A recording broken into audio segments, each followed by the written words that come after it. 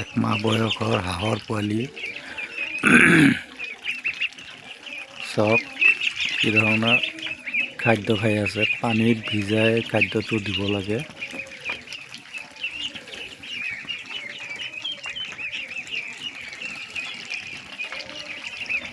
আঠটা বাজিছে। 8টা বজাৰ পিছত আমি বজাৰলৈ গৈছিলোঁ। বজাৰৰ পৰা আহি পেলাই খাদ্যটো দিলোঁ। চব এইটো হাঁহৰ পোৱালিটো এইটো একমাহ বয়স হৈছে।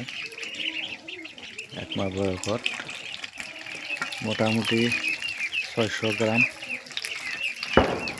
600 গ্ৰাম, আধা কেজি এনেকুৱা চাইজ হৈ গ'ল।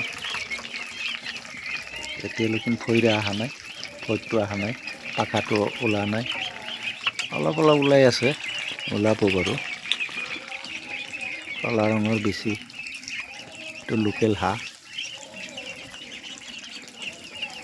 এইটো